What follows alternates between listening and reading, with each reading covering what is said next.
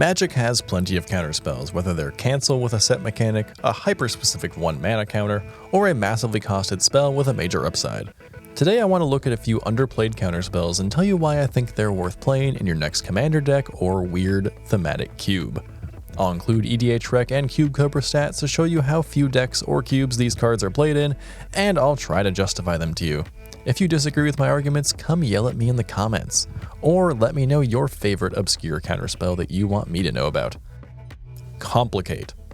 Cards with multiple modes are always given a few extra points in my eyes.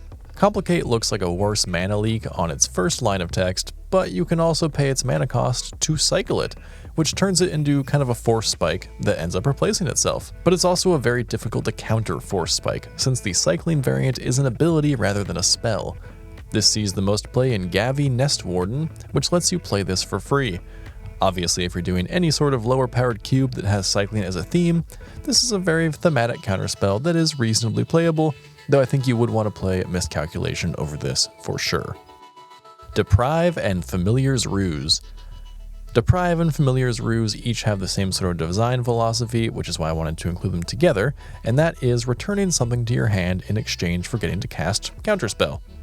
Deprive is from Rise of the Eldrazi, and you have to bounce a land, which helped enable landfall, and Familiar's Ruse is from Lorwyn, and you have to bounce a creature, which is ideal for a blink deck. I think these cards are both solid for cubes that have those themes. Deprive sees play in Simic Landfall value commanders, which makes sense, and Familiar's Ruse has some fun interactions in ninjutsu decks and in adventures decks, where you can bounce a creature to cast them as their adventure a second time. Dismal Failure. If there are two things people hate, it's getting their spells countered and having to discard cards. Dismal Failure manages to do both of those things on one card. At 4 mana, it's a bit expensive for a counterspell, but it counters a spell and forces the spell's owner to discard a card. The only commander deck that this really sees play in is Baral, which is going to play whatever mediocre counters it can find sometimes. But I think non-black control decks could consider this if they want to add hand disruption to their arsenal, since that's pretty rare to find in a mono blue card. This is probably the worst of the cards on this list, but it still seemed like a kind of interesting one. Grip of Amnesia. Grip of Amnesia is a strange little counterspell that in some ways isn't a counterspell. This counters a spell unless its controller exiles their graveyard, and then you get to draw a card. So worst case scenario, you cast this on someone who doesn't care about their graveyard, they exile their graveyard so they don't have to counter their spell, and you draw a card, so you basically cycled it. That's fine. But graveyard strategies are common in Commander, and you can consider this sort of like a combination of Counterspell and Tormod's Crypt. As always, giving your opponent options is worse than not giving them options, since they will choose what's best for them. But a graveyard deck casting a card versus losing their graveyard is actually a pretty difficult decision sometimes. So you either successfully counter a threat, or you get rid of a scary graveyard. Obviously this is a specific scenario, but it's one you're likely to run into given the power of the graveyard in Commander. It's pretty funny in a commander deck like Umbris Fear Manifest that cares about cards your opponents own in exile, but otherwise it's not really played except in decks that care about countering spells or drawing cards, just kinda generically. Metallic Rebuke. Metallic Rebuke definitely isn't winning any awards for being a great counterspell, but in an artifact deck it can be a 1 mana counterspell. Unfortunately though, it's still not a hard counter as your opponent is merely taxed by 3 mana. I wouldn't necessarily recommend this for Commander, though it does see some play in Mira and a few decks in every popular artifact commander. I think this is a decent card in a low power, high synergy cube that can help signpost a blue based artifacts and spells draft theme. I think it's easy enough to make this cost 2 or even 1 mana, so it's a worthy inclusion if it can be supported.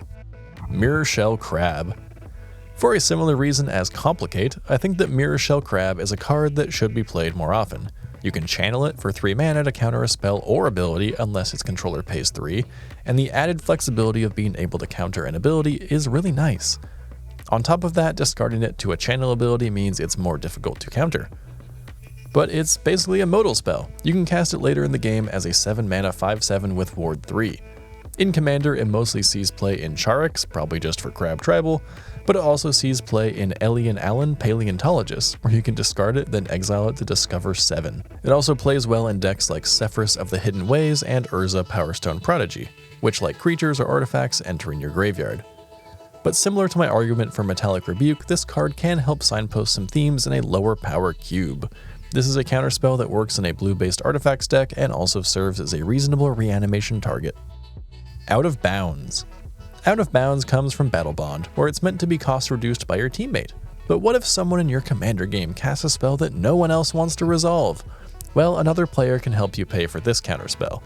Is that better than just casting a cheaper hard counter? Probably not, but it can feel more thematic in a group hug type of deck, which is mostly where this card sees play. I'm not saying it's an optimal card, but I am saying that it's a thematic card. This pairs well with voting cards and other things that get your opponents interacting with you in unusual ways. Smirking Spelljacker. I can't believe more people aren't playing Smirking Spelljacker, but it's likely just because it's a relatively new card from Outlaws of Thunder Junction Commander, which is a set that I don't think a lot of people cared about all that much. This card reminds me a bit of Voracious Shore Shark, which was generally loved when it came out. This 5-mana creature has flash and exiles a spell when it enters. It's also a flying 3/3 creature, and when it attacks you can cast the exiled card without paying its mana cost. A counterspell on a creature is always nice, and being able to cast the spell yourself for free is another great bonus. Fun fact, actually, Smirking Spelljacker is clearly inspired by a much older obscure counterspell called Spelljack, which has essentially the same effect, but it doesn't have the creature aspect. It also costs more and has more blue pips in its mana cost, so Spelljacker is just all around better. Plasm Capture. Plasm Capture is in blue-green, not just blue, so it's only playable in a Simic deck, and boy does this just ooze Simic. It counters a spell and you add mana in any combination of colors equal to that spell's mana value during your next pre-combat main phase. Adding that mana in your next first main phase is pretty nice, and at 4 mana this counter isn't too bad for this mana drain type of effect. This is basically only good in Commander, where it's perfectly fine in every Simic Commander ever.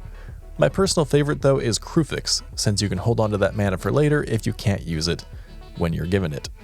So, are these counterspells worth playing, or is there a reason that they see such little play? Let me know what you think, and if you want more videos about Cube, Commander, and other random Magic content, be sure to subscribe to this channel, and I will see you in the next video.